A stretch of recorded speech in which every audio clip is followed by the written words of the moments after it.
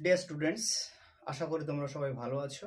আজকে ন্যারেশন চেঞ্জের একটা ইম্পর্টেন্ট সেন্টেন্স, ইন্টারোগেটিভ সেন্টেন্স সম্পর্কে আমি তোমাদের সামনে সহজভাবে ব্যাখ্যা করছি। এই সেন্টেন্সটা ন্যারেশন চেঞ্জের সব থেকে ইম্পর্টেন্ট একটা সেন্টেন্স। যারা কম্পিটিটিভ এক্সামের অ্যাসপিরেন্ট তারাও এই সেন্টেন্সটা ভালো করে কেয়ারফুলি নোটিস করবে। বিভিন্ন চাকরির পরীক্ষায় এই ধরনের ন্যারেশনের থেকে যে সেন্টেন্সগুলো আসে তার মধ্যে ইন্টারোগেটিভ একটা অন্যতম ইম্পর্টেন্ট একটা সেন্টেন্স। তাহলে চলো শুরু করা যাক।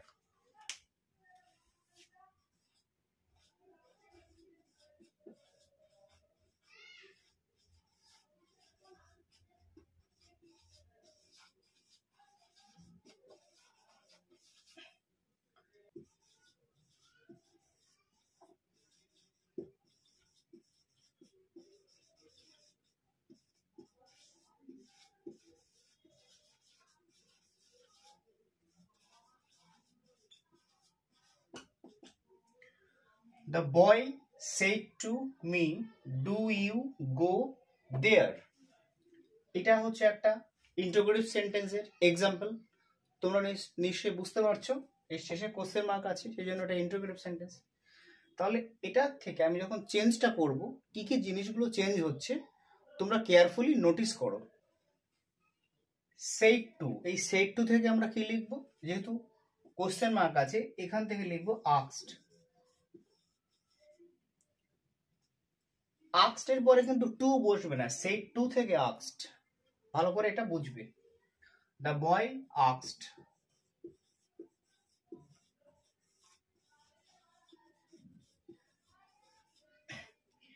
এবার হচ্ছে ভালো করে লক্ষ্য করে দেখো, ইন্টারোগেটিভ সেন্টেন্স দুভাবে শুরু হতে পারে। একটা হচ্ছে WH ওয়ার্ড দিয়ে,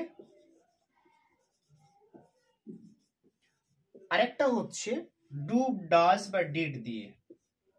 ডু, ডাজ, ডিড বা কোনো অক্সিলারি ভার্ব দিয়ে শুরু হতে পারে।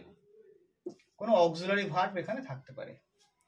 এখন প্রশ্ন হলো, এই WH ওয়ার্ড দিয়ে যখন শুরু হবে তখন WH ওয়ার্ডটার কোনো পরিবর্তন হবে না, অর্থাৎ যে WH ওয়ার্ড কোটেশনের মধ্যে শুরু হবে এইখানে সেটা রিমেন আনচেঞ্জড, মানে সেটাই বসবে। আর যদি WH ওয়ার্ড না থাকে তাহলে সেক্ষেত্রে ইফ বা হোয়েদার বসবে। তাহলে এখানে WH ওয়ার্ড আছে, নেই। তাহলে এখান থেকে আমরা কি লিখবো, এখান থেকে আমরা ইফ লিখবো। তাহলে ইফ। আচ্ছা, ইফ এর পরে আমরা যেটা লিখবো সেটা হচ্ছে সাবজেক্ট। দেখো এখানে সাবজেক্টটা লক্ষ্য করো, ইউ মানে কি তুমি, তুমি অর্থাৎ এখানে কাকে বলছে, মি। মি মানে কি আমি, তার মানে মি এর সাবজেক্ট যেটা সেটাই হচ্ছে আমার মেন সাবজেক্ট। তাহলে মি থেকে আমরা সাবজেক্ট কি লিখি, আই।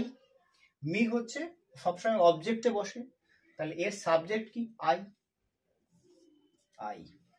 লক্ষ্য করে দেখো এই আক্সটা কোন টেন্সে আছে, এটা পাস্ট টেন্সে আছে। তাহলে এখানে যে ভার্বটা হবে সেটা হচ্ছে কোন টেন্সে, পাস্ট টেন্সেই হবে। তাহলে মেন ভার্ব এখানে কি, মেন ভার্ব হচ্ছে গো। ডুটা কিন্তু কখনো এখানে মেন ভার্ব নয়। ডু, ডাজ, ডিড এগুলো সবসময় হেল্পিং ভার্ব হিসেবে বসে, এগুলো কিন্তু কোনো মেন ভার্ব নয়, এটা কিন্তু ভালো করে লক্ষ্য করবে।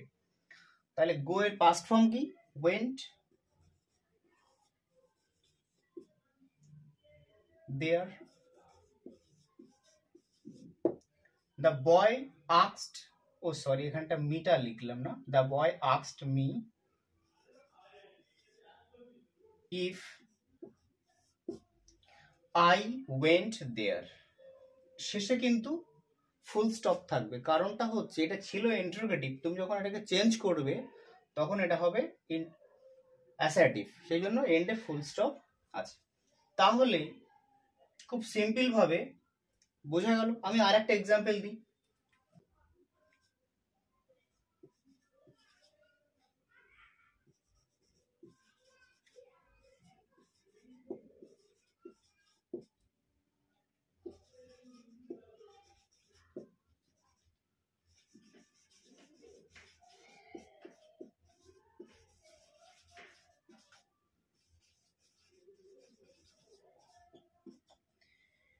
The man said to him what is your name. লক্ষ্য করে দেখো এখানে ইন্টারোগেটিভ সেন্টেন্স, সেড টু থেকে আমরা কি লিখি, সবসময় আস্কড লিখি। The man asked, the man asked হিম। এবার দেখো এরপরে আমি বলেছি WH ওয়ার্ড থাকলে WH ওয়ার্ড বসবে, আর WH না থাকলে ইফ বা ওয়েদার বসবে। তাহলে এখানে WH ওয়ার্ড আছে, তাহলে আমি WH ওয়ার্ড লিখবো হোয়াট। ভালো করে লক্ষ্য করে দেখো তোমরা, WH ওয়ার্ডের পরে যদি আমি ভার্ব লিখি তাহলে সেন্টেন্সের শেষে একটা কোশ্চেন মার্ক আসবে, যেমন what is your name, where do you live. তাহলে আমি যদি WH ওয়ার্ডের পরে সাবজেক্ট লিখি তাহলে শেষে কোশ্চেন মার্ক আসবে না। বুঝতে পারছো? WH ওয়ার্ডের পরে যদি আমি সাবজেক্ট ইউজ করি তাহলে সেক্ষেত্রে কোশ্চেন মার্ক আসবে না, কিন্তু WH ওয়ার্ডের পরে যদি ভার্ব ইউজ করা হয় তাহলে সেন্টেন্সের এন্ডে কি আসবে, কোশ্চেন চলে আসবে। কিন্তু আমাকে সেন্টেন্সটা করতে হবে অ্যাসার্টিভে, অর্থাৎ আমাকে কোশ্চেন মার্কটা অমিট করতে হবে। সেই জন্য WH ওয়ার্ডের পরে আমি সাবজেক্ট ইউজ করব। দেখো এখানে ইউর নেম বলতে কার নাম বোঝাচ্ছে, সাবজেক্ট দেখো হিম, হিম বলতে এখানে কে বোঝাচ্ছে, হি। তাহলে হি নেম হয়, তাহলে হি এর পজিটিভ ফর্ম কি, হিজ, হিজ নেম। এই হিজটাকে বলা হয় পজিটিভ প্রোনাউন। হিটা হচ্ছে পার্সোনাল প্রোনাউন, হিজটা হচ্ছে পজিটিভ প্রোনাউন। তাহলে হি থেকে হিজ নেম, তাহলে what his name.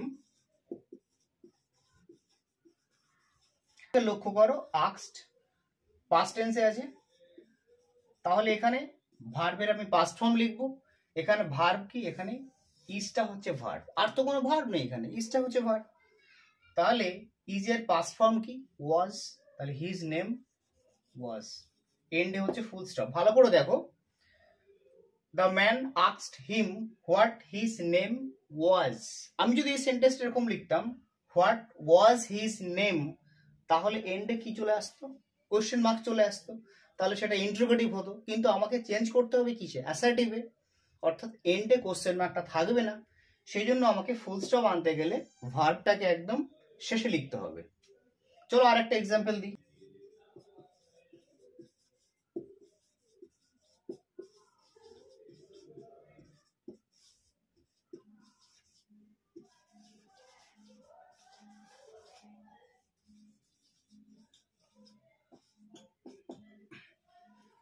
He said to her did you go there.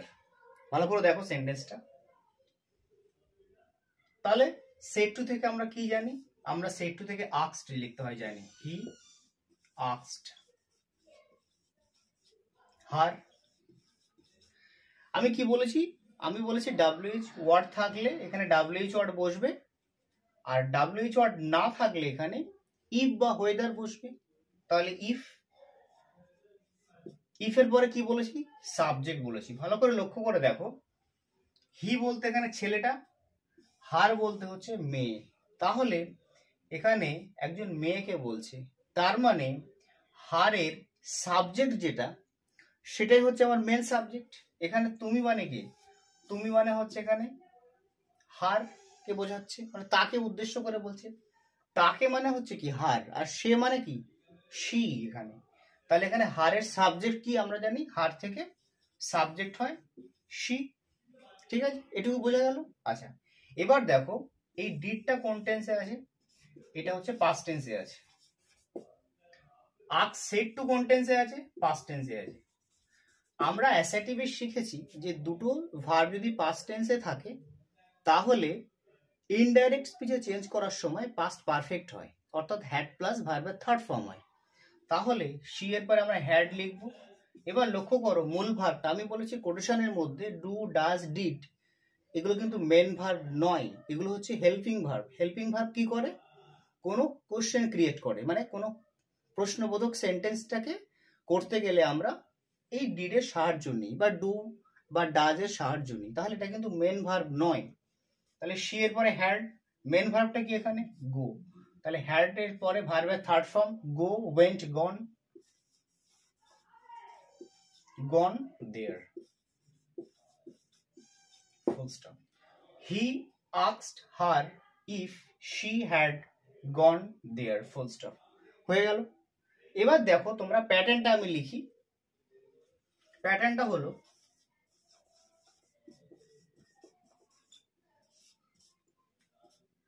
Subject plus asked plus object plus WH word অথবা ইফ বা ওয়েদার, ইফ বা whether plus subject plus verb plus object আর লাস্টে full stop. এই হচ্ছে pattern. দেখো আমি প্যাটার্নটাকে এর সাথে মিলিয়ে দিই। সাবজেক্ট হলো হি, আস্কড এখানে আস্কড, অবজেক্ট হার, এখানে WH ওয়ার্ড আর ইফ এর মধ্যে এখানে ইফ বসছে, তারপরে হচ্ছে সাবজেক্ট হচ্ছে শি, ভার্ব হচ্ছে had gone, object there. Simple. ঠিক আছে তাহলে চলো, আশা করি বুঝতে পেরেছো। Thank you.